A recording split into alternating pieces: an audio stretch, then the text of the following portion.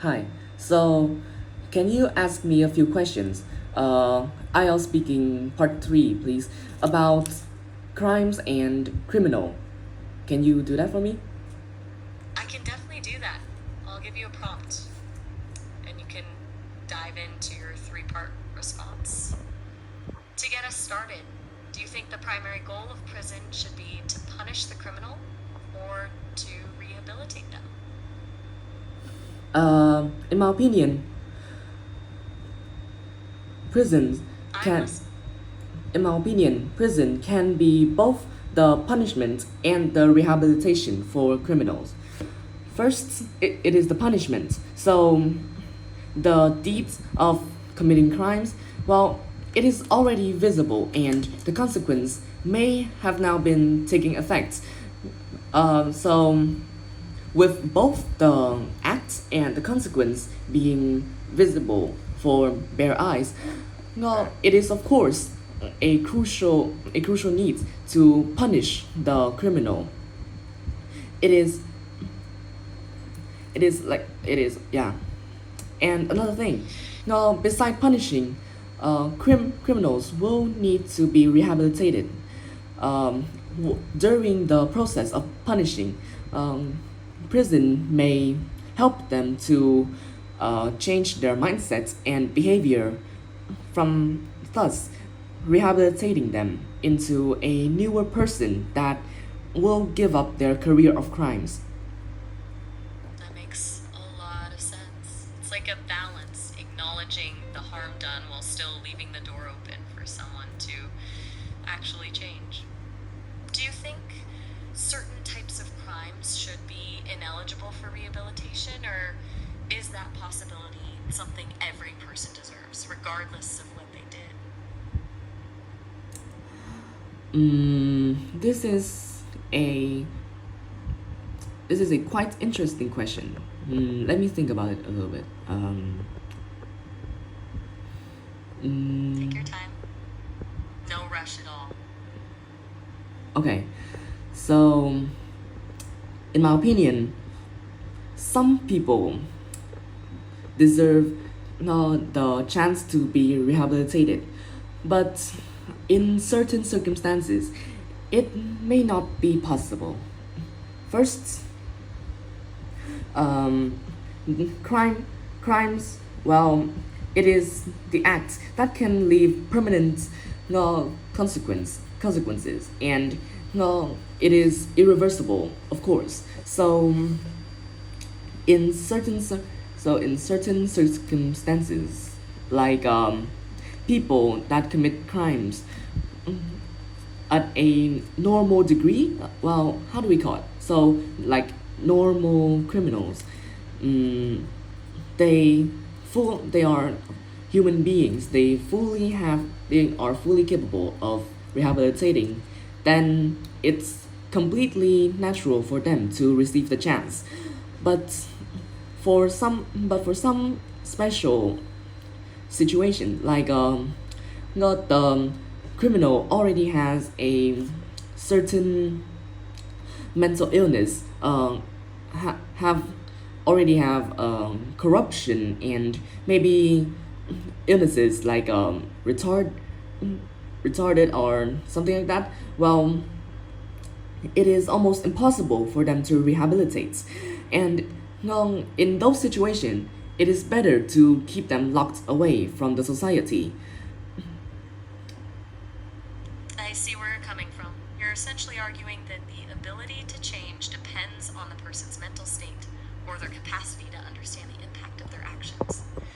It's a tough line to draw, especially when you're talking about who is actually capable of change. Do you think the responsibility then shifts to the state to provide medical treatment instead of just locking them away? Mm, medical treatment. Well, I in my opinion, the it is a matter that should require both as a solution. So the the criminals that are not capable of change or capable of understanding the consequences, well, they deserve medical treatment, but also there is still a need to keep them to keep them in captive. So first, it's about the medical treatment. So regardless of the person's mental state or illnesses, they are still a human being, and being a human being means they deserve um, they deserve to be taken care of their health. Like, it's a common concern, it's a basic needs for every human being. Yet, um, thus they themselves deserve their own medical treatments for their illnesses. But nonetheless, they still deserve not to be kept in captive, because, well, medical treatment, it is a solution, yet it is very hard and time consuming for people to carry out on those kinds of people. So they need something to keep them uh, to like keep them on a leash. Yeah, they need to control them, before they could really solve their problems. So there's still a need to keep them in captive, so they cannot cause further harm to the society while being treated. That's a really balanced way to look at it. It's like you're prioritizing basic human dignity by ensuring they get care, but keeping the safety of everyone else is the non-negotiable. It's a tricky tightrope to walk, moving slightly away from the medical side. What's your take on the death penalty? Do you think there are any crimes so extreme that the only just response is for the state to take a life? Take your time. Death penalty. This is actually pretty interesting. Well, in my opinion, death penalty is the ultimate punishment for extreme criminals. First, it's about the severity of the crimes that the criminal themselves have committed. It can it can be murder, drug dealing, human trafficking. Those are very severe crimes that directly reflect the morality of the criminal, which is gray. And they deserve a worthy punishment. First, being a murderer themselves does not put them immediately into the death penalty, because, well, it's about the severity. If they kill one person, then it can be an accident, or it can be just impulsiveness, or it can be just impulse. So they deserve rehabilitation, which I mentioned earlier. And but nonetheless, if they are a serial killer, which shows that their morality is twisted enough to take multiple lives without feeling remorse or regret, then they should deserve a something ultimate to end this morality of them, which is the death penalty. Well, yes, what I'm saying is, to really put someone onto the death onto the guillotine, well, it depends on the severity of the crimes, which can directly reflect the morality of that person. I hear you. You're looking at it as a scale where the punishment has to match the depth of the moral failure. It's an interesting distinction to make between between a single impulsive act and a pattern of behavior like serial killing. Since you're focusing on that sense of ultimate justice, do you think the death penalty actually serves as a deterrent to stop others from committing those same crimes? Yes, in my opinion, death penalty does act as a deterrent for further crime committing. First, well, let's talk a bit about psychology here. Well, fear is something underlying in a person's mind. It is it is a criminal fear. It is a criminal sense inside humanity. It is fear, and fear of death is something grand that no one can get over. So, by putting a severe criminal onto the guillotine, um, one of would-be criminals or people that has already committed crimes and is looking forward to doing it again may have the sense of fear for death when seeing the death penalty. The fear can act as a deterrent for their further crime committing, and it is extremely effective in my opinion because everyone fears of death. They don't want to just abandon their future and stop at a certain age. Well, everyone deserves a future, and they are fully aware of that. So they may stop committing crimes to prevent themselves You're tapping into to being the you're one on the tapping guillotine. into you're tapping into that primal fear of the unknown. It's the idea that the ultimate stakes can force a pause in someone's logic. I'm curious though, do you think that fear works even for people who feel they have nothing left to lose?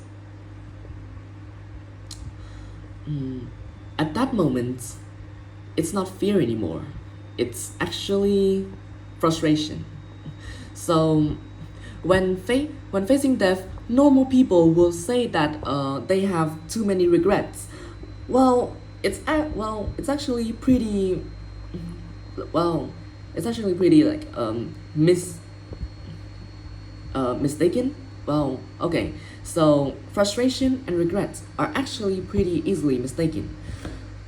One is one is that you regret your action, and one is that you are frustrated because now you have to suffer the consequence. Those two are completely different, but it's actually pretty easily mistaken. One person facing death may say that they have too many regrets, but well, putting them in but well, if we look at it closer, that person may not have anything to lose anymore. Why would they regret anything? It's actually their frustration. They are frustrated. They are frustrated that now they have to suffer the consequences of their actions, which is extremely yeah, which is yeah, just You're end making there. a really you're making a really interesting distinction between genuine remorse and just being upset that you got caught. It's like the difference between being sorry for what you did and being sorry that it's happening to you. Do you think that distinction should actually matter when it comes to sentencing, or is the crime the only thing that should be judged? Yeah, it matters at a certain degree. In Mm, what way? I'm curious if you think a person who feels genuine remorse deserves a different sentence than someone who's just frustrated they got caught. well, no, that proves my point because a person that feels genuine remorse and a person who only feels upset because they are caught, well, that directly reflects the morality of the criminal. Well, Exactly.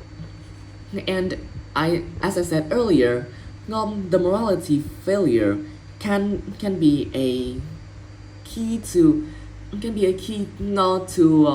them the chance to rehabilitate or being kept in captive or being put onto the guillotine. Well, that's what matters. It it shows their morality, and based on the morality, people can consider chances for them to change, to change, to be locked away, or to just being put onto something ultimate. It sounds like for you, morality is the North Star for the whole system. It's not just about what happened, but who the person is and how they feel about it after the fact. If the internal compass is completely broken, the options for mercy just disappear. Do you think it's actually possible for a judge or a jury to truly know if someone is feeling genuine remorse, or is that something that can always be faked?